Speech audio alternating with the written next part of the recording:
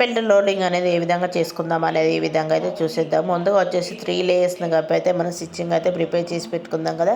ఈ విధంగా మనం స్టిచ్చింగ్ చేసేసుకున్నాం కదా. మనం స్టిచ్చింగ్ చేసుకున్న దాన్ని మనం ఫ్రంట్ డాట్ కోసం వేసేసుకున్న ముందు దానికైతే మనము స్టే బెల్ట్ అనేది స్టిచ్చింగ్ అనేది చేసేసుకుంటాము. చూడండి, ఒక లేయర్ను వదిలిపెట్టి మనం స్టిచ్చింగ్ అనేది చేసేసుకోవాలి. ఈ విధంగా ఒక లేయర్ను వదిలిపెట్టిన తర్వాత మనం ఫ్రంట్ డాట్ అనేది ఫోల్డింగ్ అనేది చేసేసుకోవాలి.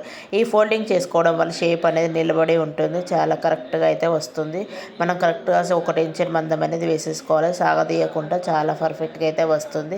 చూడండి, ఈ విధంగా 2 అయితే డాట్స్ అనేది వేసేసుకున్న తర్వాత మనం సరిగ్గా మనము చెక్ చేసుకోవాలి, మంచి సమానంగా వచ్చినాయా లేదా అనేది చూసేసుకొని ఆది బ్లౌజ్తోనైతే చెక్ చేసుకోవాలి. ఒకసారి ఏమైనా హెచ్చు తగ్గులు ఉంటే మాత్రం మనం అయితే ఒక స్టిచ్ అయితే వేసేసుకోవచ్చు. చూడండి, ఇక్కడైతే నాకు కొంచెం ఎక్స్ట్రా వచ్చింది కావచ్చు, మనం ఇంచు మందం అయితే స్టిచ్ అయితే వేసేస్తున్నాము. ఇక నెక్స్ట్ వచ్చేసి మనం షేప్ బెల్ట్ని మనం లేయర్ అనేది వదిలిపెట్టాం కదా, ఆ లేయర్ని 1 ఇంచ్ మందం అయితే మనం వదిలిపెట్టిన లేయర్ని ఇలా ఫోల్డింగ్ అనేది చేసేసుకొని స్టిచ్చింగ్ అనేది చేసేసుకోవడం వల్ల నీట్గా కనిపిస్తుంది. పోగులు అనేది బయటికి రాకుండా లోడింగ్ పద్ధతిలో చాలా బాగుంటుంది.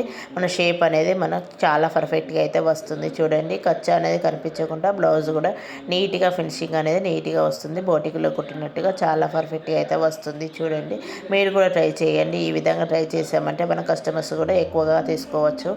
చూడండి, చాలా బాగా అయితే వస్తుంది. ఈ విధంగా షేప్ బెల్ట్ని మనం స్టిచ్చింగ్ చేసిన తర్వాత ఉక్స్ పట్టి కాజా పట్టి అనేది మనం ఒకసారి చేసుకునే ముందు అయితే మనం బ్యాక్ సైడ్ నెక్ సైడ్కి అయితే క్లాత్ అయితే కట్ చేసుకుంటాం కదా, ఆ క్లాత్ని అయితే మనం ఉక్స్ పట్టి కాజా పట్టి కోసం ఉపయోగించుకోవచ్చు.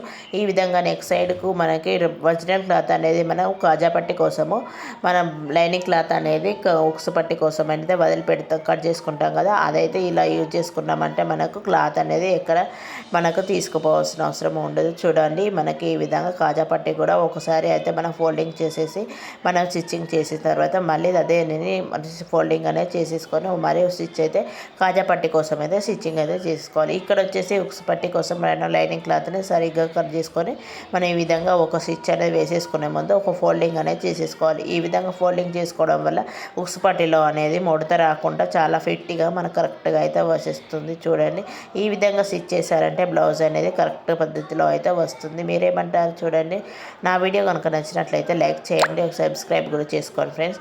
ఈ విధంగా ఫోల్డింగ్ చేసేసుకొని మనం సరిగ్గా అనేది మనం ముడత రాకుండా ఉంటుంది, మంచి నీట్గా ఉంటుంది, ఫినిషింగ్ కూడా చాలా బాగుంటుంది.